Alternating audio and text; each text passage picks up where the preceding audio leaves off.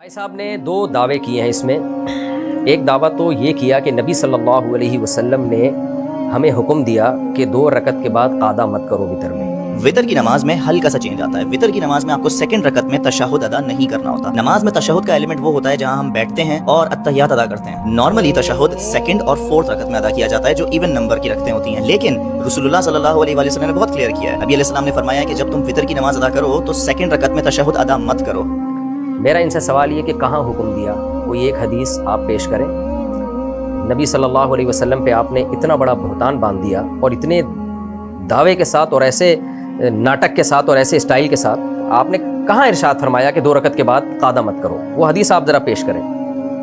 جو آپ نے حدیث پیش کی ہے کہ نبی صلی اللہ علیہ وسلم نے وطر کو مغرب کے مشابہ پڑھنے سے منع کیا. رسول اللہ صلی اللہ علیہ وسلم نے فرمایا کہ اپنی وطر کی نماز کو مغرب کی نماز کی طرح ادا مت کرو. میں آپ کے سامنے پورے الفاظ اس حدیث کے پڑھ کے سنا دیتا ہوں, اسی سے آپ کو پتہ چل جائے گا کہ نبی نے جو وطر کو مغرب کے مشابہ پڑھنے سے منع کیا ہے اس منع کرنے کا مطلب کیا ہے. نبی علیہ السلام نے جو ہمیں منع کیا نا کہ وطر کی نماز کو مغرب کی طرح ادا نہ کرو, اس میں بہت مائنیوٹ سا چینج ہے. جیسے ہم مغرب کی نماز میں پہلی رکعت ادا کرتے ہیں, سیکنڈ رکعت میں بیٹھ جاتے ہیں, تشہد میں اتحیات ادا کرتے ہیں, پھر تھرڈ رکعت کے لیے کھڑے ہوتے ہیں اور پھر تھرڈ رکعت بھی ویسے ہی ادا ہوتی ہے جیسے سیکنڈ کی تھی with the addition of درود and then سلام. وطر کی نماز میں ہلکا سا چینج آتا ہے. وطر کی نماز میں آپ کو سیکنڈ رکعت میں تشہد ادا نہیں کرنا ہوتا. نماز میں تشہد کا ایلیمنٹ وہ ہوتا ہے جہاں ہم بیٹھتے ہیں اور اتحیات ادا کرتے ہیں. نارملی تشہد سیکنڈ اور فورتھ رکعت میں ادا کیا جاتا ہے جو ایون نمبر کی رکھتے ہوتی ہیں, لیکن رسول اللہ صلی اللہ علیہ وسلم نے بہت کلیئر کیا ہے. نبی علیہ السلام نے فرمایا کہ جب تم وطر کی نماز ادا کرو تو سیکنڈ رکعت میں تشہد ادا مت کرو اور تھرڈ رکعت میں ڈائریکٹلی کھڑے ہونے کے بعد تشہد ادا کرو, درود پڑھو, دعا کرو اینڈ موو آن. پوری حدیث دارقطنی کی یوں ہے.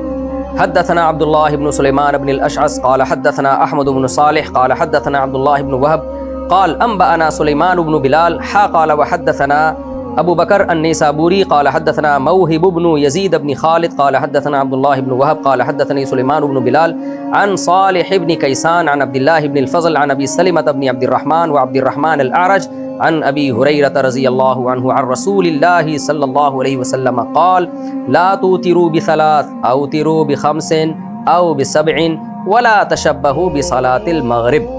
پوری حدیث یوں ہے. حضرت ابو ہریرہ رضی اللہ تعالیٰ عنہ فرماتے ہیں رسول اللہ صلی اللہ علیہ وسلم نے ارشاد فرمایا لا توتروا بثلاث, 3 رکعت وطر مت پڑھو, اوتروا بخمس او بسبع, 5 رکعت وطر پڑھو یا 7 رکعت وطر پڑھو. ولا تشبہوا بصلاۃ المغرب, مغرب کی نماز کے مشابہ مت بناؤ اس کو وطر کو. کیا مطلب حدیث کا؟ پہلے تو میں یہ بتا دوں کہ 7 رکعت وطر یا 5 رکعت وطر کا مطلب کیا ہے, یہ بھی میں اپنی طرف سے نہیں بتاتا. امام بخاری کے شاگرد امام ترمذی بہت بڑے محدث, وہ فرماتے ہیں کہ حدیث میں جب یہ آتا ہے کہ 5 رکعت وطر پڑھو یا 7 رکعت وطر پڑھو یا 9 رکعت وطر پڑھو, یا حدیث میں جب یہ آتا ہے کہ نبی 9 رکعت وطر پڑھتے تھے, 13 رکعت وطر پڑھتے تھے, تو اس کا مطلب 3 رکعت وطر سمیت پوری جو تہجد کی نماز ہے وہ مراد ہوتی تھی. وطر اصل میں عربی میں کہتے ہیں آڈ کو, جو 2 پہ ڈیوائیڈ نہ ہو سکے. ایون آڈ, ایون کہتے ہیں جو 2 پہ ڈیوائیڈ ہو, آڈ جو 2 پہ ڈیوائیڈ نہ ہو. تو حدیثوں میں جو آتا ہے 17 رکعت وطر پڑھتے تھے یا 5 رکعت وطر پڑھتے تھے یا 7 وطر پڑھتے تھے, یا نبی نے جو ہمیں حکم دیا کہ 5 رکعت وطر پڑھو 7 وطر پڑھو, اس کا مطلب کیا ہے کہ تہجد کی ٹوٹل رکعتیں 7 ہونی چاہیے یا 9 ہونی چاہیے یا 13 ہونی چاہیے. تو اس حدیث میں یہ پہلے میں امام ترمذی کا حوالہ دے دوں. امام ترمذی کی جلد نمبر 2 صفحہ نمبر 320 پہ لکھتے ہیں قال اسحاق بن ابراہیم معنی ما روی ان النبی صلی اللہ علیہ وسلم کان یوتر ب13 قال انما معناه انه كان يصلي من الليل 13 ركعه مع الوتر. کہتے ہیں جو نبی صلی اللہ علیہ وسلم سے مروی ہے نا کہ آپ صلی اللہ علیہ وسلم 13 رکعت وطر پڑھتے تھے, اس کا مطلب یہ ہوتا ہے کہ وطر سمیت ٹوٹل رکعتیں 13 ہوتی تھیں, تہجد بھی اس میں ملا کے راوی نے بیان کیا ہے. فنصبت صلاۃ اللیل الی الوتر, تو پوری رات کی نماز وطر کی طرف منسوب کر دی گئی ہے. اور آگے پھر اسی کے آگے انہوں نے دلیل دی ہے کہ حدیث میں آتا ہے اوتروا یا اہل القرآن, اہل قرآن وطر پڑھو. تو یہاں صرف وطر مراد نہیں ہے, پوری تہجد وطر سمیت مراد ہے. یہ امام ترمذی کی آپ عبارت دیکھ سکتے ہیں جو اسحاق ابن ابراہیم کے حوالے سے انہوں نے ذکر کی ہے. تو اب حدیث کا مطلب اب سمجھیں. میں دوبارہ اب حدیث کا ترجمہ کرتا ہوں. نبی نے فرمایا لا توتروا بثلاث, دارقطنی کی حدیث جو بھائی صاحب نے پیش کی, 3 رکعت وطر مت پڑھو. اوتروا بخمس او بسبع, 5 پڑھو یا 7 پڑھو. اچھا اس میں تو 5 اور 7 ہے, دارقطنی ہی میں حضرت ابو ہریرہ سے آگے بھی ہے, وہ بھی میں پڑھ دیتا ہوں. حضرت ابو ہریرہ رضی اللہ تعالیٰ عنہ فرماتے ہیں, یہ دارقطنی شرح معانی الاثار میں حدیث نمبر 1739 اس میں ہے حضرت ابو ہریرہ رضی اللہ تعالیٰ عنہ فرماتے ہیں لا توتروا بثلاث, 3 رکعت وطر مت پڑھو. تشبہو بالمغرب، اس سے تم مغرب کے مشابہ بنا دو گے اس کو، بلکہ کیا کرو، ولیکن بلکہ، لیکن، اوتروا بخمسن 5 رکعت وتر پڑھو، او بسبعن 7 پڑھو، او بتسعن یا 9 پڑھو، او ب11 یا 11 پڑھو۔ صاف پتہ چل گیا بھائی، اس کا مطلب ہے کہ صرف 3 نہیں پڑھو۔ ہوتا یہ ہے کہ مغرب کی نماز سے پہلے عام طور پر نوافل نہیں پڑھے جاتے، اگرچہ جائز ہیں، حدیث سے ثابت بھی ہیں، لیکن اس کی کوئی زیادہ ترغیب نہیں ہے اور معمول بھی عام طور پہ لوگوں کا نہیں ہوتا۔ تو نبی صلی اللہ علیہ وسلم فرما رہے ہیں کہ وتر بھی مغرب کی طرح مت پڑھو کہ صرف 3 رکعتیں، بلکہ وتر سے پہلے 2 رکعتیں یا 4 رکعتیں یا 6 رکعتیں یا 8 رکعتیں پڑھو، تاکہ پوری صلاۃ اللیل تمہاری کم سے کم 5 رکعتوں پر مشتمل ہو، یا 7 رکعتوں پر مشتمل ہو، یا 9 رکعتوں پر مشتمل ہو، یا 11 رکعتوں پر مشتمل ہو۔ یعنی تہجد کا اہتمام کیا کرو، خالی وتر نہیں پڑھ لیا کرو رات کو اٹھ کے، اس سے پہلے نوافل بھی پڑھا کرو۔ تو یہ استحبابی حکم ہے، وجوبی حکم نہیں ہے، کیونکہ تہجد پڑھنا واجب نہیں ہے۔ تو یہ ترغیب دی جا رہی ہے کہ وتر سے پہلے بھی نماز ہونی چاہیے۔ اب دوبارہ حدیث کا میں ترجمہ کر دیتا ہوں آپ سے پوچھتا ہوں کہ اس کے علاوہ کچھ اور مطلب بنتا ہے تو آپ بتائیں۔ دیکھو حدیث کے الفاظ، حضرت ابو ہریرہ فرماتے ہیں لا توتروا بثلاث، 3 رکعت وتر مت پڑھو، اوتروا بخمس او بسبعین، 7 پڑھو یا 5 پڑھو یا 7 پڑھو، ولا تشبہوا بصلاۃ المغرب، اسے مغرب کے مشابہ مت کرو۔ اور یہ جو دارقطنی کی روایت ہے، علامہ امام دارقطنی کہتے ہیں کلہم ثقات، یہ راوی اس کے سب ثقات ہیں۔ سنن دارقطنی حدیث نمبر 1650 سے صاف پتہ چل گیا بھائی، اس میں کہیں بھی نہیں ہے کہ 2 رکعت کے بعد قعدہ نہیں کرو، بلکہ وتر سے پہلے ہمیں تہجد کا اہتمام بھی کرنا چاہیے۔ اس حدیث کا ایک اور مفہوم بیان کیا گیا ہے، وہ مفہوم یہ بیان کیا گیا ہے کہ نبی صلی اللہ علیہ وسلم نے جو یہ فرمایا کہ وتر کو مغرب کے مشابہ نہ کرو، اس کا مطلب کیا ہے کہ مغرب کی تیسری رکعت میں قراءت نہیں ہوتی، یعنی وجوبی طور پر اختیاری ہے کہ آپ کر لیں نہ کریں، لازمی نہیں ہے، جبکہ وتر میں آپ کو تیسری رکعت میں قراءت لازمی کرنی ہے، وہ خالی نہیں ہو سکتی۔ اور یہ بھی مفہوم حدیث سے ثابت ہے، یعنی موقوف حدیث سے، صحابہ کے اقوال سے ثابت ہے۔ میں آپ کے سامنے یہ حدیث پیش کرتا ہوں۔ علامہ بدر الدین عینی رحمہ اللہ تعالی نخب الافکار فی تنقیح مبانی الاخبار فی شرح معانی الاثار، جلد نمبر 5 صفحہ نمبر 106 پر سند کے ساتھ یہ حدیث پیش کرتے ہیں۔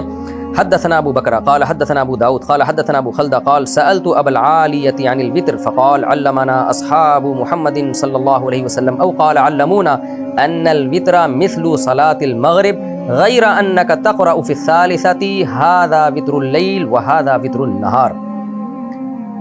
ابو العالیہ جو تابعی ہیں، یہ ابو العالیہ کون ہے تھوڑا سا انٹروڈکشن میں کرا دوں آپ کو۔ اور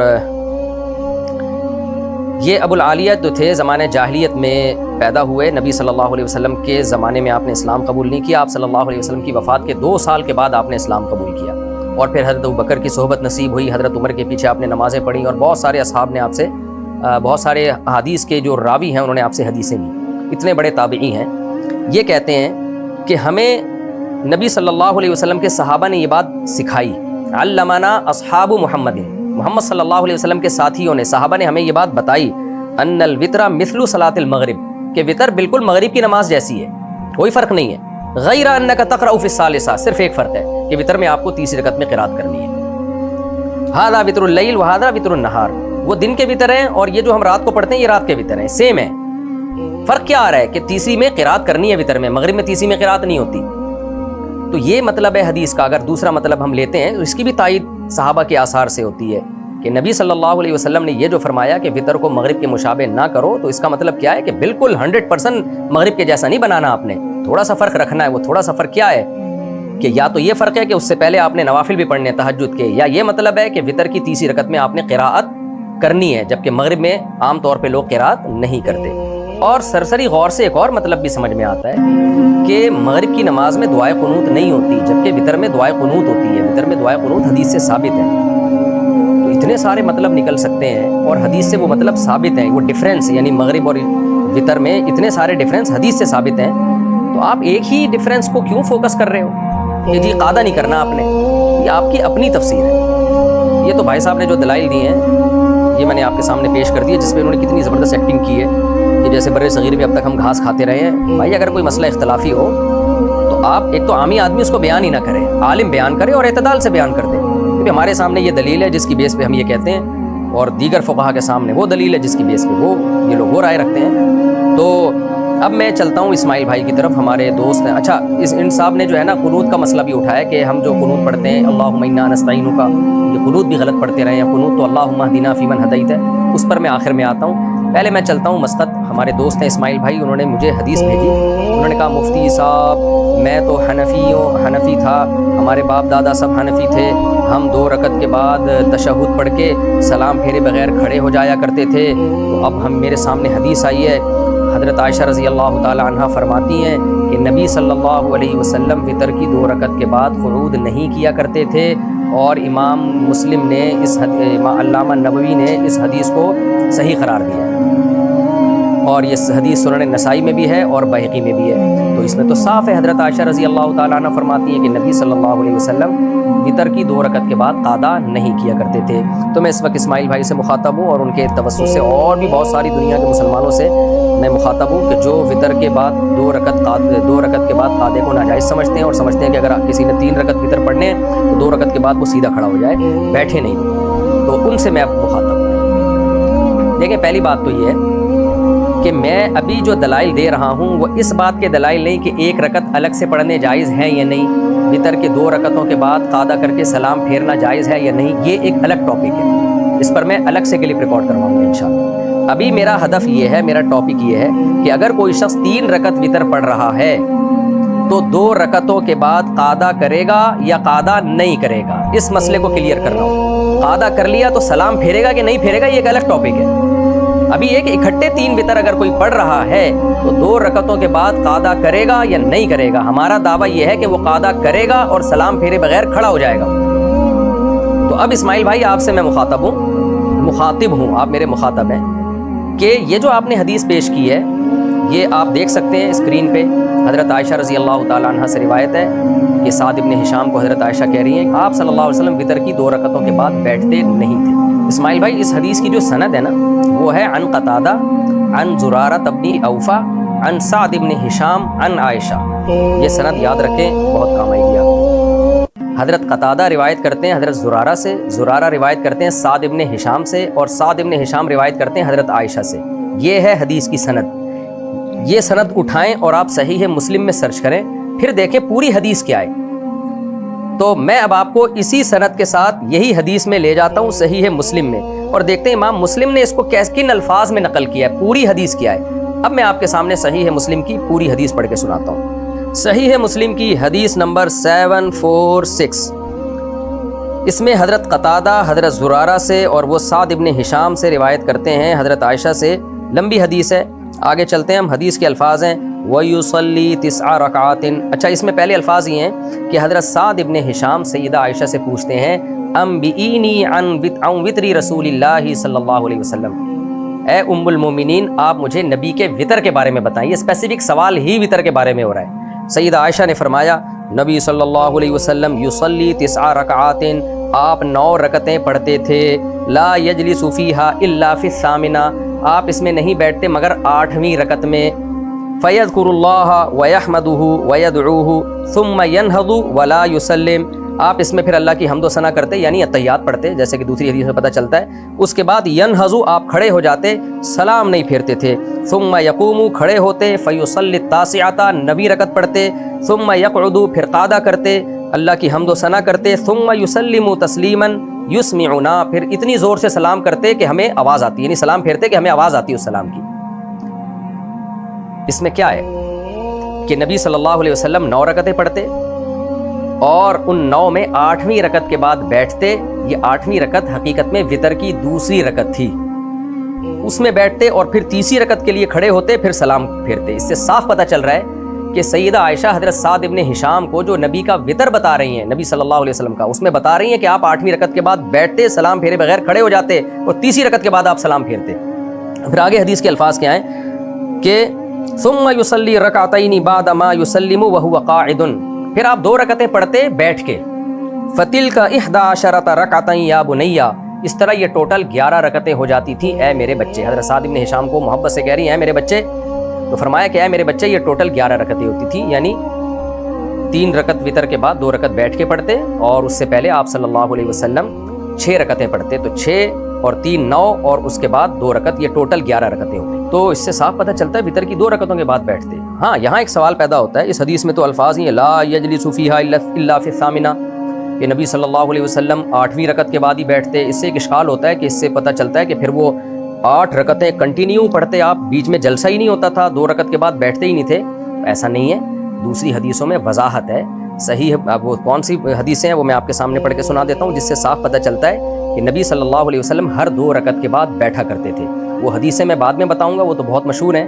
تو یہاں حضرت عائشہ کا مقصد یہ نہیں ہے کہ کسی دو رکعتوں کے بعد آپ بیٹھتے ہی نہیں تھے، بلکہ مطلب یہ وہ والا بیٹھنا جو سلام کے لیے بیٹھنا ہوتا ہے۔ دیکھیں قعدے کی 2 قسمیں ہوتی ہیں، نماز میں جو جلوس ہوتا ہے اس کی 2 قسمیں ہوتی ہیں۔ ایک جلوس وہ ہوتا ہے جو نماز کے خاتمے کے لیے ضروری ہے، 2 رکعتوں کے بعد آپ کو سلام اگر پھیرنا ہے تو بیٹھنا پڑے گا۔ اور ایک قعدہ وہ ہوتا ہے جو سلام پھیرنے کے لیے نہیں ہے، بلکہ 4 رکعت اور 3 رکعت والی نمازوں میں 2 رکعت کے بعد والی جو رکعتیں ان میں فاصلے کے لیے ہوتا ہے۔ تو سیدہ عائشہ کا مطلب یہ نہیں ہے کہ 2 رکعتوں کے بعد آپ کبھی بیٹھتے ہی نہیں تھے، بلکہ مطلب یہ ہے کہ وہ والا بیٹھنا جو دوسری رکعت اور تیسری رکعت میں فصل کے لیے ہوتا ہے، وہ والا بیٹھنا نہیں تھا۔ وہ والا بیٹھنا صرف وتر کی دوسری رکعت کے بعد ہوتا تھا، اس سے پہلے جو بیٹھنا تھا وہ یہ والا بیٹھنا نہیں تھا۔ اس کی نفی ہے، مطلق بیٹھنے کی نفی نہیں ہے کہ بیٹھتے ہی نہیں تھے، کنٹینیو آپ 8 رکعتیں پڑھتے تھے، اس کی نفی نہیں ہے، کیونکہ حضرت عائشہ دوسری حدیثوں میں اس کو کلیئر کر چکی ہیں۔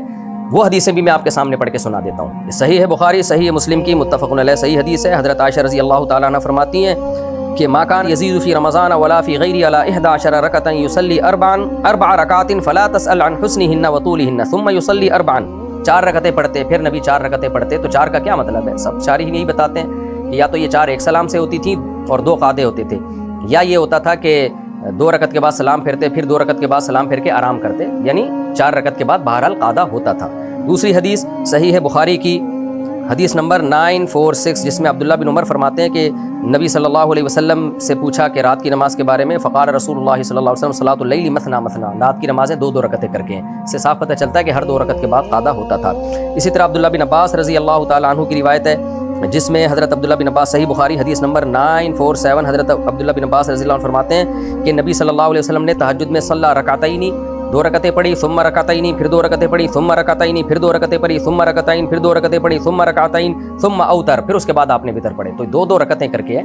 تو اب ان بخاری کی حدیثوں کو مسلم کی حدیثوں کے ساتھ ملائیں، مسلم کی حدیث کے ساتھ، تو صاف پتہ چل جائے گا حضرت عائشہ جو یہ کہہ رہی ہیں کہ نبی 9 رکعتیں پڑھتے تھے اور 8ویں کے بعد بیٹھتے تھے۔ یہاں بیٹھنے کا مطلب وہ والا بیٹھنا جو دوسری رکعت اور تیسری رکعت میں فصل کے لیے ہوتا ہے۔ اس میں صاف پتہ چل رہا ہے کہ نبی صلی اللہ علیہ وسلم وتر کی دوسری رکعت کے بعد بیٹھتے تھے۔ اسماعیل بھائی اب آپ دیکھیں، آپ نے جو حدیث پیش کی ہے وہ ہے بہقی کی، اسی سند سے میں جو حدیث پیش کر رہا ہوں وہ ہے صحیح مسلم کی۔ اس میں صاف ہے کہ نبی 2 رکعتوں کے بعد قعدہ کیا کرتے تھے۔ اب یا تو ہم اس صحیح مسلم کی حدیث کی بیس پر بہقی کی حدیث کو رد کر دیں کہ بھائی وہ اس کے ٹکر کی نہیں ہے لہذا اس کو قبول نہیں کیا جائے گا، یا اس کی کوئی مناسب تعویل کر لیں۔ تو رد کرنے سے بہتر ہے تعویل کر لیں۔ وہ تعویل کیا ہے؟ سیدہ عائشہ نے یہ جو فرمایا کہ نبی وتر کی 2 رکعتوں کے بعد بیٹھتے نہیں تھے، اس بیٹھنے کا مطلب وہ والا بیٹھنا جو سلام پھیرنے کے لیے بیٹھنا ہوتا ہے۔ تو سیدہ عائشہ اصل میں رد کر رہی ہیں ان لوگوں پہ جو 2 رکعت کے بعد قعدہ کر کے سلام پھیر دیتے ہیں، ان پہ رد کر رہی ہیں۔ بھائی سلام پھیرنے والا بیٹھنا نہیں تھا، اور یہ ہوائی بات نہیں ہے، اس کی تائید صحیح کی اس حدیث سے ہوتی ہے جس میں یہی حدیث ہے، یہی راوی ہیں۔ حضرت قتادہ زرارہ ابن اوفا سے، زرارہ ابن ابی اوفا سعد ابن ہشام سے، سعد ابن ہشام سیدہ عائشہ سے نقل کرتے ہیں کہ نبی حضرت عائشہ رضی اللہ تعالی عنہ فرماتی ہیں کان النبی صلی اللہ علیہ وسلم لا یسلم رکعتین الوتر، نبی صلی اللہ علیہ وسلم وتر کی 2 رکعتوں کے بعد سلام نہیں پھیرتے تھے۔ وہی سند ہے بالکل۔ اس سے صاف پتہ چل رہا ہے بھائی سیدہ عائشہ کا اصل مقصد سلام کی نفی کرنا ہے، قعدے کی نفی کرنا نہیں ہے۔ تو اس کی نفی کے لیے مبالغتاً یہ فرمایا کہ وہ والا قعدہ ہوتا ہی نہیں تھا کہ جس میں سلام ہوتا ہے، بلکہ قعدے کے بعد سلام پھیرے بغیر آپ اٹھ جایا کرتے تھے۔ تینوں حدیثیں سیدہ عائشہ بیان کر رہی ہیں، حضرت عائشہ سے سعد ابن ہشام بیان کر رہے ہیں، سعد ابن ہشام سے زرارہ ابن اوفا بیان کر رہے ہیں، زرارہ ابن اوفا سے حضرت قتادہ بیان کر رہے ہیں۔ تو اب اس کے بعد کیا رہ گیا؟ صاف پتہ چلتا ہے بھائی وتر کی 2 رکعتوں کے بعد قعدہ بھی ہوتا تھا اور سلام پھیرے بغیر نبی صلی اللہ علیہ وسلم اٹھ جایا کرتے تھے۔ تو یہ تو مسئلہ ہو گیا کلیئر۔ اب میں آپ کے پاس صحابہ کے کچھ عمل پیش کرتا ہوں کہ صحابہ کرام وتر کی 2 رکعتوں کے بعد قعدہ کیا کرتے تھے اور اس کے بعد پھر کھڑے ہو جایا کرتے تھے۔ عبداللہ بن عمر تو 2 رکعت کے بعد سلام بھی پھیرتے تھے، وہ عبداللہ بن عمر رضی اللہ تعالیٰ عنہ کا اپنا عمل تھا۔ اس کے دلائل کیا ہیں اور اس کا جواب کیا ہے وہ میں کسی اور کلپ میں انشاءاللہ ریکارڈ کرواؤں گا. ابھی تو میں اس کو فوکس کر رہا ہوں کہ اگر کسی نے 3 رکعتیں پڑھنی ہیں تو 2 رکعت کے بعد وہ قادہ کرے گا. حدیث سے یہی بات ثابت ہے. سب سے پہلے تو وہی حدیث جو علامہ عینی نے سند کے ساتھ، اس حدیث کے سارے راوی صحاح ستہ کے راویوں میں سے ہیں، یعنی صحاح ستہ کے تمام مصنفین نے ان حدیث کے راویوں سے حدیثیں نکالی ہیں. بخاری، مسلم، امام ابو داؤد، سب کتابوں میں ان حدیث کے اس کے راوی موجود ہیں، سوائے ابو خلدہ جن کا نام خالد بن دینار ہے. ان کی حدیث صحیح مسلم اور ابن ماجہ میں نہیں ملتی، باقی اس حدیث کے جو باقی راوی ہیں وہ سب میں ملتے ہیں. تو اور یہ جو ابو خلدہ ہیں باقیوں نے ان سے حدیثیں لی ہیں، باقی صحاح ستہ کے مؤلفین نے. تو یہ کیا فرماتے ہیں؟ کہتے ہیں کہ علمنا اصحاب محمد صلی اللہ علیہ وسلم، ہمیں نبی کے ساتھیوں نے، صحابہ نے بتایا، ان الوتر مثل صلاۃ المغرب، کہ وتر مغرب کی نماز کی طرح ہے. تو مغرب کے میں 2 رکعت کے بعد قادہ ہوتا ہے بھائی. تو یہاں بھی بتا رہے ہیں کہ ہمیں صحابہ نے یہی سکھایا کہ وتر بالکل مغرب کی طرح ہے. فرق کیا ہے؟ غیر انک تقرأ فی الثالثۃ، آپ وتر میں تیسری رکعت میں بھی پڑھتے ہیں. ھذا وتر اللیل و ھذا وتر النہار، یہ رات کے وتر ہیں اور وہ دن کے وتر ہیں. مغرب کی نماز دن کے وتر ہے. اس سے صاف پتہ چلتا ہے کہ وتر مغرب کی طرح ہی ہے، دونوں میں قادہ ہوتا ہے، اس میں بھی قادہ ہوگا. ہم حضرت عمر رضی اللہ تعالیٰ عنہ کے قول کی طرف چلتے ہیں. بہقی نے روایت کیا ہے، حدیث نمبر 4808. امام بہقی کہتے ہیں اخبرنا ابو عبداللہ الحافظ قال انبأ احمد بن محمد بن صالح السمرقندی قال حدثنا ابو عبداللہ محمد بن نصر قال حدثنا ابو جعفر الدارمی قال حدثنا حبان بن ہلال قال حدثنا یزید بن زرع قال حدثنا حبیب المعلم قال قیل للحسن ان ابن عمر رضی اللہ عنہما كان يسلم في الركعتين من الوتر فقال كان عمر افقه من كان ينهض في الثالثة بالتکبیر. امام بہقی اپنی سند سے جو بالکل صحیح سند ہے کہتے ہیں کہ حضرت حسن سے کسی نے پوچھا کہ عبداللہ ابن عمر رضی اللہ تعالی عنہ وتر کی 2 رکعتوں کے بعد سلام پھیر دیا کرتے تھے. تو حضرت حسن نے فرمایا کان عمر افقہ من، حضرت عمر میں فقاہت عبداللہ بن عمر سے زیادہ تھی، اپنے بیٹے سے زیادہ تھی. عمر کیا کرتے تھے؟ ینہض فی الثالثۃ بالتکبیر، وہ تو تیسری رکعت میں تکبیر کہہ کے کھڑے ہو جایا کرتے تھے. اس سے صاف پتہ چل رہا ہے حضرت حسن کا مقصد کیا ہے. کہنے والا کہہ رہا ہے کہ وہ 2 رکعت کے بعد سلام پھیرتے تھے، تو حضرت حسن سلام کی نفی کر رہے ہیں کہ حضرت عمر سلام نہیں پھیرتے تھے، وہ تو 2 رکعت کے بعد کھڑے ہو جایا کرتے تھے، یعنی سلام پھیرے بغیر کھڑے ہو جایا کرتے تھے. اس سے قادے کی نفی نہیں ہے بلکہ قادے کا اس بات ہو رہا ہے. اس لیے کہ اگر حضرت عمر قادہ ہی نہ کر رہے ہوتے تو حضرت حسن کہتے تم سلام کی بات کر رہے ہو، حضرت عمر تو قادہ بھی نہیں کرتے تھے، وہ تو 2 رکعتوں کے بعد بیٹھتے ہی نہیں تھے، بلکہ بتا رہے ہیں کہ وہ سلام نہیں پھیرتے تھے بلکہ کھڑے ہو جایا کرتے تھے تیسری رکعت کے لیے. اور اگر آپ اسی پہ مصر ہیں کہ نہیں جی حضرت حسن کا مقصد یہ ہے کہ قادہ ہی نہیں کرتے تھے، ڈائریکٹ کھڑے ہو جاتے تھے، اول تو حدیث کے صاف سیاق و سباق سے پتہ چل رہا ہے کہ حضرت حسن کا یہ مقصد نہیں ہے. میں دوبارہ ترجمہ کر دیتا ہوں. دیکھیں ان سے کہا جا رہا ہے عبداللہ بن عمر 2 رکعتوں کے بعد سلام پھیرتے تھے، یعنی سلام پھیرتے تھے، تو کیا یہ گویا سلام پھیرنا درست ہے؟ یہ سوال کیا جا رہا ہے. تو حضرت حسن کیا فرما رہے ہیں؟ نہیں بھائی، حضرت عمر تو 2 رکعتوں کے بعد کھڑے ہو جایا کرتے تھے، یعنی سلام پھیرے بغیر کھڑے ہو جایا کرتے تھے، یعنی وہ سلام نہیں پھیرتے تھے. اس سے صاف پتہ چل رہا ہے کہ قادہ ہوتا تھا. اور پھر بھی اگر آپ کہتے ہیں کہ نہیں جی یہ جو ینہضو کا لفظ ہے اس کا مطلب یہی ہے کہ ڈائریکٹ کھڑے ہو جایا کرتے تھے، تو اس کے جواب میں صحیح مسلم کی وہی حدیث آپ کی خدمت میں دوبارہ پیش کروں گا جو ابھی میں نے حضرت عائشہ کی پیش کی ہے. اس میں سیدہ عائشہ رضی اللہ تعالی عنہ کیا فرما رہی ہیں؟ نبی صلی اللہ علیہ وسلم وتر کی 2ری رکعت کے بعد بیٹھتے تھے. حدیث کے الفاظ ہیں 8ویں رکعت کے بعد، جو تہجد کی 8ویں ہوتی تھی، وتر کی 2ری، اور اس میں بھی بالکل یہی الفاظ ہیں کہ نبی صلی اللہ علیہ وسلم بیٹھتے تھے، التحیات پڑھتے، ثم ینہض ولا یسلم، پھر آپ کھڑے ہو جایا کرتے تھے، سلام نہیں پھیرتے تھے. تو اس میں سیدہ عائشہ کہہ رہی ہیں لا یجلس فیہا الا فی الثامنہ، 8ویں کے بعد آپ بیٹھتے تھے اور ثم ینہض نہوض کرتے تھے اور سلام نہیں پھیرتے تھے. تو وہاں بھی نہوض کا مطلب بیٹھنے کے بعد نہوض ہے. تو حضرت عمر کی والی اس سے جو منقول حدیث ہے اس میں بھی نہوض کا مطلب بغیر قعود کے نہوض نہیں ہے، مراد کیا ہے؟ سلام پھیرے بغیر ڈائریکٹ کھڑے ہو جانا. تو حضرت عمر سے بھی یہ ثابت ہو گیا کہ آپ 2 رکعتوں کے بعد سلام نہیں پھیرتے بلکہ تیسری رکعت کے لیے کھڑے ہو جایا کرتے تھے.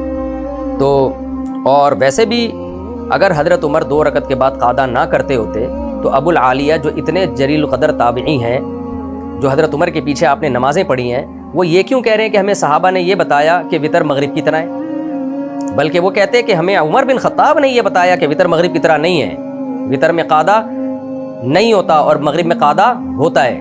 تو ان کا کہنے کا مقصد یہ تھا کہ ظاہری شباہت میں، ظاہری شکل و صورت میں وتر میں اور مغرب کی نماز میں کوئی فرق نہیں ہے. اس سے بھی تائید ہوتی ہے کہ حضرت عمر نے 2ری رکعت کے بعد قادہ کیا ہے اور اس کے بعد کھڑے ہوئے.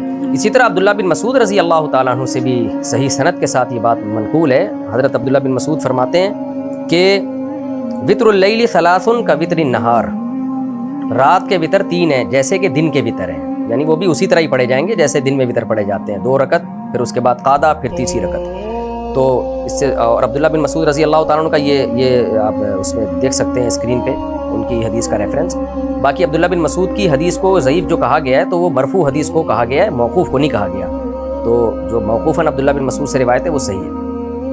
عبداللہ بن مسعود کا عمل بڑے فقیہ تھے، جن کو حضرت عمر نے کوفہ بھیجا اس لیے کہ تاکہ وہاں علم پھیلائیں، تو ان کی فقاہت پہ تو جتنا کہا جائے کم ہے۔ حضرت عمر رضی اللہ تعالیٰ عنہ کے پاس جب حضرت عبداللہ بن مسعود آیا کرتے تھے تو حضرت عمر فرماتے تھے کنیف ملئ علما، یہ چھوٹے سے قد کا آدمی لیکن علم سے بھرا ہوا ہے، اتنے بڑے فقیہ صحابی۔ اور حضرت عمر اور پھر ابو العالیہ کا بیان کہ صحابہ کرام نے ہمیں اس طرح سے وطر سکھائے ہیں، ان سب کی نمازوں کا یہ بھائی صاحب نے کیا کہہ دیا، غلط پڑھتے آئے تھے، ساری زندگی وطر کی نماز غلط ادا کرتے آ رہے تھے ہم، امیجن دیٹ۔ تو اس لیے لوگ کنفیوز نہ ہوں، وطر کا طریقہ یہی راجح ہے، 2 رکعت کے بعد آپ نے قادہ کرنا ہے، تیسری رکعت کے لیے آپ نے پھر کھڑے ہونا ہے۔ باقی اگر اس میں مجتہدین کا کچھ اختلاف ہے یا تابعین میں سے کسی نے کوئی اختلاف کیا ہے تو وہ سب ہمارے لیے قابل احترام ہے۔ اجتہادی مسائل میں اختلاف رحمت ہے، زحمت نہیں ہے، اور اس رحمت کے فائدے ہوتے ہیں، لیکن دلیل کی دنیا میں جو راجح بات ہے وہ یہی راجح بات ہے جو میں نے آپ کے سامنے پیش کی احادیث کی روشنی میں، حضرت عمر کا قول، صحابہ کا عمل، اور اس کے بارے میں حضرت عبداللہ بن مسعود جیسے صحابی کا عمل، اور خود نبی کا اپنا عمل صحیح مسلم کی حدیث میں۔ اس سے یہ بات میرا خیال ہے 2 اور 2 4 کی طرح ثابت ہو گئی کہ وطر 3 رکعت میں 2 رکعت کے بعد قادہ ہوگا، سلام پھیرے بغیر آپ کھڑے ہو جائیں گے۔ اب ہم اگلے مسئلے کی طرف چلتے ہیں جو انہوں نے قنوت کا مسئلہ چھیڑا ہے کہ دعائے قنوت یہ والی نہیں، وہ والی نہیں، یہ والی۔ 3rd رکعت میں ایک اور ایڈیشن یہ بھی ہوتا ہے کہ قنوت نازلہ پڑھنی ہوتی ہے۔ نا سب کانٹیننٹ میں یہ کلچر ہے کہ قنوت نازلہ کی جگہ دعائے قنوت پڑھی جاتی ہے۔ پہلی بات تو میں آپ کو یہ عرض کروں کہ اس بارے میں بر صغیر کے علماء کا موقف جن پر یہ رد کرنا چاہ رہے ہیں، یا فقہ حنفی جن کو یہ اصل میں نام لیے بغیر ہدف بنانا چاہ رہے ہیں، فقہ حنفی کا موقف یہ نہیں ہے کہ اللہم اہدنا فیمن ہدیت یہ والی دعائے قنوت نہیں پڑھنی چاہیے، اللہم انا نستعینک کا ہی پڑھنی چاہیے۔ فقہ حنفی کا جو اصل موقف ہے وہ وہی ہے جو قرآن و سنت سے اور حدیث اور صحابہ سے ثابت ہے۔ وہ کیا ہے کہ بہتر ہے کہ آپ دونوں دعائیں پڑھیں، اللہم انا نستعینک والی بھی پڑھیں، اللہم اہدنا فیمن ہدیت والی بھی پڑھیں۔ اور فقہ حنفی کی جتنی بھی فتوے کی کتابیں ان میں یہی لکھا ہوا ہے۔ عوام کی سہولت کے لیے علماء ایک دعا سکھا دیتے ہیں، تو اس لیے عوام میں ایک دعا رائج ہو گئی، اس میں کوئی فرق نہیں ہے، اس سے کوئی فرق نہیں پڑتا، یہ کوئی حدیث کی مخالفت نہیں ہے۔ بلکہ احناف کا تو اس میں اصل موقف یہ ہے جو سعودیہ کے علماء کا موقف ہے، جو امام احمد بن حنبل کا موقف ہے کہ کوئی بھی دعا پڑھ سکتے ہیں آپ۔ دعا کا موقع تو کوئی اسپیسیفک کوئی مخصوص الفاظ ضروری نہیں ہے۔ تو میں پہلے سعودی عرب کے مشہور عالم کا موقف آپ کے سامنے پیش کر دیتا ہوں۔ سعودی عرب کے ماضی قریب میں گزرے ہوئے ایک بہت بڑے مفتی شیخ صالح العثیمین رحمہ اللہ تعالیٰ فرماتے ہیں فلا بأس ان يزيد الانسان على هذا الدعاء في قنوت الوتر وان كان وحده فليدعو بما شاء ولكن الافضل ان يختار الانسان جوامع الدعاء۔ ریفرنس آپ کے سامنے اسکرین پہ کہتے ہیں کہ بھائی کوئی حرج نہیں ہے اس میں کہ انسان اس دعا پہ کچھ اضافہ بھی کر لے، اور اگر اکیلا ہو تو جو چاہے دعا مانگ لے، لیکن افضل یہ ہے کہ جامع دعا مانگے، یعنی ایسی حدیث سے کوئی ایسی دعا سلیکٹ کرے جو بڑی جامع دعا، یعنی کوئی مخصوص دعا اس میں ضروری نہیں ہے۔ بھائی صاحب کیا کہہ رہے ہیں، ہم دعائے قنوتی غلط پڑھتے آ رہے ہیں۔ اب فقہ حنفی کا کیا موقف ہے اس بارے میں وہ بھی میں آپ کے سامنے پیش کر دیتا ہوں۔ طرح بدائع الثناء میں علامہ کاسانی رحمہ اللہ تعالیٰ فرماتے ہیں کہ اگر کوئی قنوت میں ولو قرأ معه غیرہ کان حسن، اگر کوئی اللہم انا نستعین کے ساتھ دوسری دعا بھی پڑھتا ہے تو بھی بہتر ہے، اور بہتر یہ ہے کہ وہ دعا پڑھ لے، یعنی اللہم انا نستعین کا کے بعد وہ دعا پڑھ لے جو نبی صلی اللہ علیہ وسلم نے حسن ابن علی رضی اللہ عنہ کو سکھائی تھی، اللہم اہدنا فیمن ہدیت۔ اور اسی طرح آگے جا کے یہ بھی لکھتے ہیں کہ کوئی بھی دعا پڑھ سکتا ہے۔ تو خلاصہ یہ نکلا کہ یہ کوئی اتنا بڑا مسئلہ نہیں ہے جس میں انہوں نے لوگوں کو کنفیوژن میں ڈال دیا کہ یہ والی قنوت ہے وہ والی نہیں ہے، دونوں قنوت حدیث سے ثابت ہیں۔ ہمارے نزدیک بہتر یہ ہے کہ پہلے اللہم انا نستعین کا والی دعا پڑھ لے، اس کے بعد اللہم اہدنا فیمن ہدیت پڑھ لے، اور اس بارے میں علماء کے فتاوی موجود ہے، سب کچھ حدیث سے ثابت ہے۔ ہاں یہ ایک سوال پیدا ہوتا ہے کہ جب صحیح حدیث سے یہ بات ثابت ہے کہ نبی نے حضرت حسن ابن علی رضی اللہ تعالیٰ عنہ کو یہ دعا سکھائی اللہم اہدنا فیمن ہدیت، تو اس صحیح حدیث کے ہوتے ہوئے اللہم انا نستعین کا والی حدیث کو لانے کی ضرورت ہی کیا ہے، بلکہ اس کو افضل قرار دینے کی ضرورت کیا ہے؟ اس کا جواب میں آپ کو دیتا ہوں۔ پہلی بات تو یہ کہ دیکھیں حدیث کی 2 قسمیں، ایک حدیث مرفوع ایک حدیث موقوف۔ حدیث موقوف کہتے ہیں صحابی کا قول، اور صحابی کا قول اگر غیر مدرک بالقیاس ہو، یعنی غیر مدرک بالقیاس تھوڑی گاڑی ٹرم ہے، یعنی ایسی چیز ہو جس میں ہمیں یقین ہو کہ یہ صحابی اپنی طرف سے نہیں کہہ سکتے، نبی سے سنے بغیر یہ کہہ نہیں سکتے، تو صحابی کا وہ قول بھی بحکم حدیث ہی ہوتا ہے۔ تو عبداللہ ابن مسعود رضی اللہ تعالیٰ عنہ سے مصنف ابن ابی شیبہ حدیث نمبر 29708 عبداللہ بن مسعود رضی اللہ تعالیٰ عنہ سے روایت ہے. عبد الرحمن کہتے ہیں علمنا ابن مسعود ان نقول فی القنوت یعنی فی الوتر اللہم انا نستعینک ونستغفرک. جو پوری دعائے قنوت ہے یہ حضرت عبداللہ بن مسعود نے سکھائی اپنے شاگردوں کو. عبداللہ بن مسعود یہ نبی سے سنے بغیر سکھا نہیں سکتے، بلکہ عبداللہ بن مسعود چونکہ فقیہ ہیں تو احناف کا ایک اصول ہے کہ جب ایک روایت کوئی فقیہ صحابی بیان کرے اور ایک روایت غیر فقیہ بیان کریں تو فقیہ کی روایت کو ترجیح ہوتی ہے، اس لیے کہ جو غیر فقیہ ہیں وہ تو نبی کا قول سنا آگے بیان کر دیا، فقیہ وہ بات بیان کریں گے جو ان کی نظر میں راجح ہوگی.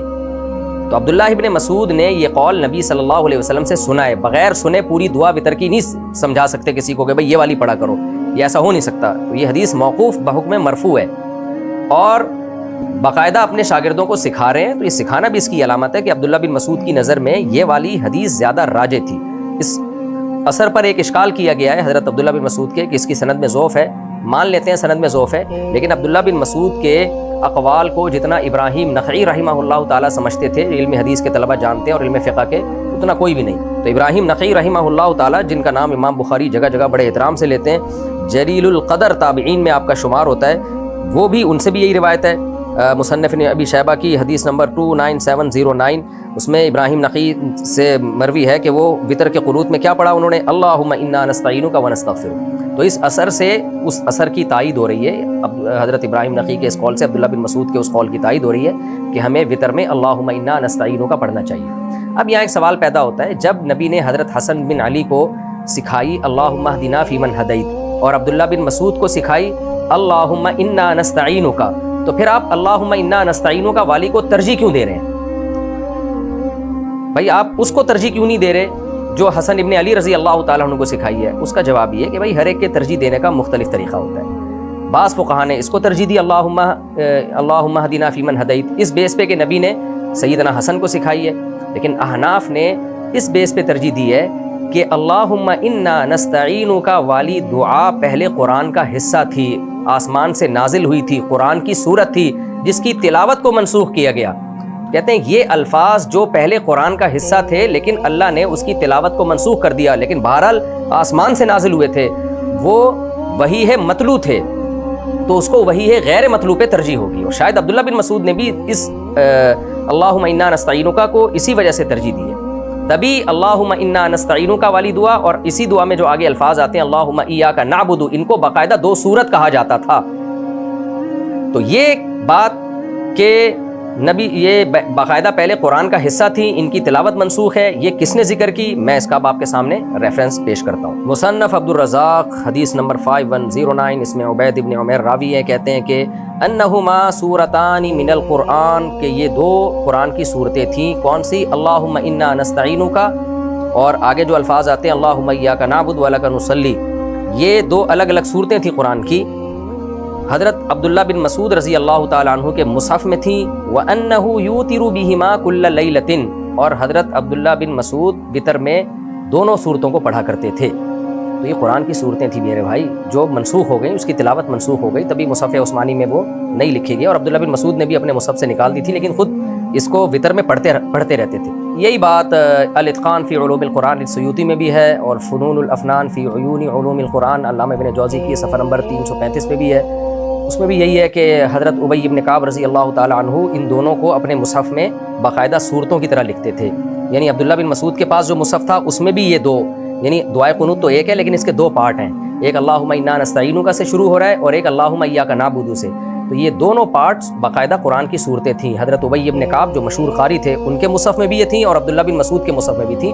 ان کی تلاوت منسوخ ہو گئی، لیکن یعنی جو قرآن کے طور پہ تلاوت منسوخ ہو گئی تو پھر ایک دعا بن گئی ہیں، یعنی قرآن نہیں رہی ہیں. پھر اب اس کو قرآن میں ہم شامل نہیں کر سکتے، لیکن اتنی بات تو ثابت ہو گئی نا بھائی کہ بہرحال یہ قرآن کا حصہ رہی ہیں. تو احناف اس کو اس لیے ترجیح دیتے ہیں کہ بے شک اس کی تلاوت منسوخ ہو گئی، لیکن ان کا نزول ڈائریکٹ آسمان سے ہوا اور اللہ کا کلام بن کے یہ دونوں نازل ہوئی ہیں. اور بھی مزید دلائل ہیں اس پہ کہ یہ دونوں قرآن کی صورتیں تھیں، کیونکہ ان کو دو صورتوں سے تعبیر کیا گیا ہے. اس کے بارے میں مزید روایتیں آپ کے سامنے پیش کرتا ہوں. مصنف عبد الرزاق حدیث نمبر 5110 جس میں آپ اسکرین پہ پوری حدیث سند کے ساتھ دے سکتے ہیں. میمون ابن مہران حضرت ابی ابن کعب سے روایت کرتے ہیں کہ وہ یہ دعا پڑھا کرتے تھے اللہم انا نستعینک ونستغفرک. پوری دعا لکھی بھی آگے.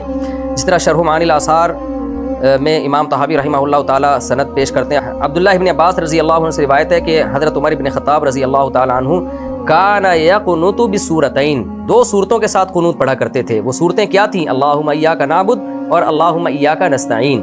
تو ان کو دو صورتیں کہا جا رہا ہے باقاعدہ. عبداللہ بن عباس اس کو سورت سے تعبیر کر رہے ہیں اور کہہ رہے ہیں حضرت عمر رضی اللہ تعالیٰ عنہ یہی قنوت پڑھا کرتے تھے. اس طرح محمد ابن نصر حضرت سفیان سے نقل کرتے ہیں قال کانوا یستحبون ان یجعلوا فی قنوت الوتر ہاتین السورتین مختصر قیام اللیل. محمد ابن نصر صفحہ نمبر 321. حضرت سفیان سے مروی ہے کہ صحابہ کرام مستحب سمجھتے تھے کہ وطر کے قنوت میں یہ دو صورتیں پڑھا کریں، اللہم انا نستعینک اور اللہم ایاک نعبد. تو اسلاف سے نقل کر رہے ہیں کہ وہ بہتر سمجھتے تھے کہ ان دو صورتوں کو، یعنی گویا صورت تو قرآن کی صورت کو کہا جاتا ہے، اس سے صاف پتہ چلا ان کا اس پر تو تقریباً اتفاق ہو گیا کہ یہ باقاعدہ قرآن کی دو صورتیں تھیں اور صحابہ کرام اس کو پسند بھی کرتے تھے. اچھا، علامہ البانی رحمہ اللہ تعالیٰ نے بھی ایک سند ذکر کی ہے جس میں ہے کہ حضرت عمر رضی اللہ تعالیٰ عنہ فجر میں یہ قنوت پڑھا کرتے تھے اللہم انا نستعینک. لیکن علامہ البانی نے اس کی سند کو ضعیف قرار دیا ہے اور ضعف کی وجہ کیا بیان کی ہے؟ علامہ البانی فرماتے ہیں ھذا سند کلھم ثقات، یہ سب کے سب ثقات راوی ہیں. لولا عنعنۃ ابن جریج لکان حریا بالصحہ، اگر اس میں ابن جریج کی تدلیس نہ ہوتی تو یہ حدیث صحیح ہوتی. یہاں علامہ البانی رحمہ اللہ سے ایک تسامح ہوا ہے، انہوں نے ابن جریج کو مدلس کہا. ابن جریج مدلس راوی ہیں، لیکن یہاں ابن جریج عطا سے روایت کر رہے ہیں اور حضرت عطا سے جب ابن جریج عن کے ساتھ روایت کرتے ہیں تو وہ عن کے سے ہونے کے باوجود مقبول ہوتی ہے. امام طبری رحمہ اللہ بھی سند سے اپنی سند سے بیان کرتے ہیں میمون ابن مہران سے حضرت ابی ابن کعب کی قرات کے بارے میں کہ ابی ابن کعب اللہم انا نستعینک اور آگے پوری دعا ہے وہ پڑھا کرتے تھے. تو ان سے اتنی واضح احادیث ہیں جس کتنے سارے صحابہ ہیں جو یہی والی قنوت پڑھا کرتے تھے اور اس کو باقاعدہ قرآن کی صورت قرار دیا کرتے تھے. اسی وجہ سے امام احمد ابن حنبل نے بھی ان کو جو دعائے قنوت ہم پڑھتے ہیں اس کو قرآن کی دو صورتیں کہا ہے. اور امام احمد بن حنبل سے دو قول ہیں اس بارے میں کہ کون سی والی دعائے قنوت پڑھی جائے. میں امام احمد بن حنبل کا قول پڑھ کے آپ کو سنا دیتا ہوں. امام احمد بن حنبل یہ امام بخاری کے استاذ ہیں، یہ بات ذہن میں رکھیں، اور امام بخاری سے زیادہ بڑے فقیہ ہیں. امام بخاری بھی فقیہ تھے لیکن امام احمد بن حنبل کے لیول کے فقیہ نہیں تھے. یہی وجہ ہے کہ امام ترمذی جب حدیث کی سند کی بحث کرتے ہیں اور حدیث کو صحیح یا ضعیف قرار دینا ہوتا ہے تو امام بخاری کا ریفرنس دیتے ہیں، لیکن جب کوئی فقہی مسئلہ بیان کرتے ہیں تو کہیں بھی امام بخاری کا ریفرنس نہیں دیا. اس میں امام احمد کی بات کریں گے یا امام ابو حنیفہ کی بات کریں گے یا امام شافعی کی بات کریں گے یا امام مالک کی بات کریں گے یا عبداللہ بن مبارک کی بات کریں گے. تو ہم دیکھتے ہیں امام احمد بن حنبل کیا فرماتے ہیں. فقہ حنبلی کی مشہور کتاب الانصاف فی معرفت الراجح من الخلاف جلد نمبر 2 صفحہ نمبر 171 پہ ہے اعلم ان الصحیح من المذهب انه يدعو في القنوت بذلك كله قال الامام احمد. کہتے ہیں کہ صحیح مذہب یہ ہے، یعنی فقہ حنبلی کا جو صحیح رائے ہے وہ یہ ہے کہ جتنی دعائیں حدیث میں ہیں وہ سب کی سب پڑھ سکتا ہے. امام احمد بن حنبل نے فرمایا یدعو بدعاء عمر، وہ دعا پڑھے جو حضرت عمر پڑھا کرتے تھے، اللہم انا نستعینک، آگے پوری دعا.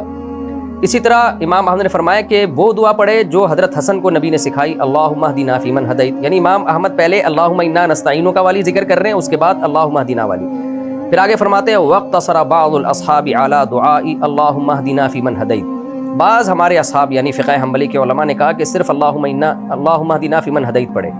اور پھر آگے خود الانصاف کے مؤلف کہتے ہیں کہ امام احمد ایک روایت میں کہتے ہیں کہ بہتر یہی ہے کہ صرف اللہم اہدنا پڑھ لے، یہ بھی ٹھیک ہے. دوسری روایت میں کہتے ہیں کہ یستحب بالصورتین، بہتر یہ کہ اللہم انا نستعینک کا پڑھے اور اللہم ایاک نعبد والی جو ہم پڑھتے ہیں. یعنی امام احمد سے بھی اس بارے میں دو روایتیں، ایک روایت یہ کہ اللہم اہدنا پڑھے، دوسری روایت یہ کہ اللہم انا نستعینک کا پڑھے. لیکن اس میں اہم بات یہ ہے کہ امام احمد نے بھی اس کو دو صورتیں قرار دیا، یعنی وہ کہہ رہے ہیں بہتر ہے وہ دو صورتیں پڑھ لیں. تو اس سے خلاصہ کیا نکلا کہ دونوں دعائیں حدیث سے ثابت ہیں. یہ کوئی اتنا پیچیدہ مسئلہ نہیں تھا کہ بھائی صاحب نے کلپ بنا کے عوام کو ڈال دیا اور کنفیوز کر دیا کہ بر صغیر کے علماء جو اب تک کرتے آ رہے ہیں وہ تو غلط کرتے آ رہے ہیں.